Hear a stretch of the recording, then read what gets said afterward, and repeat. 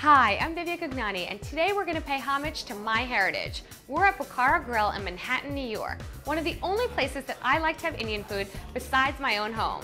So let's go behind the burner and meet the restaurateur and chef.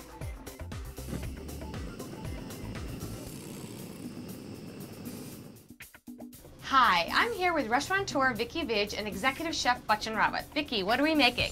We are cooking today chicken Lajawab. Let's get started. We start with some chicken? Yeah, some chicken. You can use either white meat or dark meat chicken, like the bite-sized pieces. And then we have other ingredients here. Start with hot oil and then add ginger and garlic, chopped ginger and garlic. Add the onions, saute them till they get brown. So you want that brown color? Yeah, a little brown, yes. So now we're ready for the spices. Okay, 1 stick of cinnamon, couple of cloves, couple of black peppercorns. Whole black peppercorns, Whole peppercorns, right? yes. And cardamom. Which is a lovely Indian spice. Yes, green cardamom. Got some fresh tomatoes. Do you use plum tomatoes or just a whole tomato? Whole tomatoes. Chopped tomatoes. So now more spices. Yes, turmeric powder. Which you can buy in the Indian grocery Indian store. grocery stores.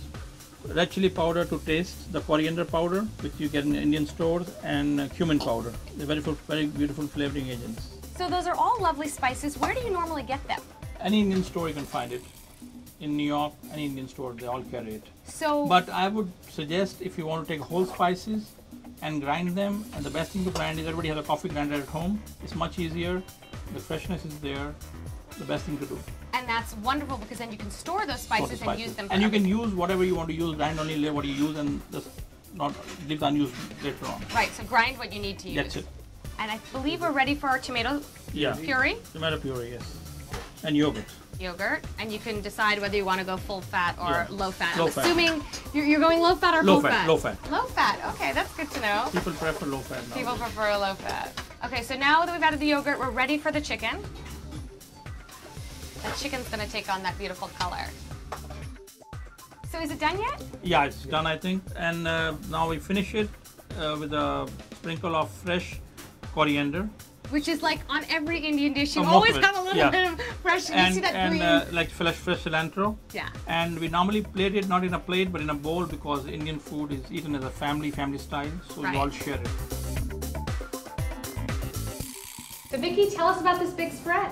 Okay, you know mostly about it. We have here basmati rice, the mint bread, pudina paratha. We have this chicken tikka, mint flavored Hari chicken tikka, pickled mushrooms, the mixed vegetables, and the chicken Lajawab. And lastly, but not the least important, is the paneer he made. Oh, well, paneer is a very simple dish. You just have some cottage cheese cubes cooked with onions and tomatoes and a bit of chaat masala, and there it's ready. And what are we drinking? Well, the icing on the cake here in the meal is a beer which has been created to be very, very tasty and flavorful on the front end and smooth on the back end to enhance and complement the flavor of very bountiful tasting food, Indian food, which is 1947 beer. Cheers. So cheers. Cheers. Thanks for having us. For a limited time only, you can visit Bukhara Grill in Manhattan, New York, and mention Behind the Burner to get 15% off your entire check. Stay tuned to Behind the Burner, where we give you the tips, tricks, and techniques that are lighting the culinary world on fire.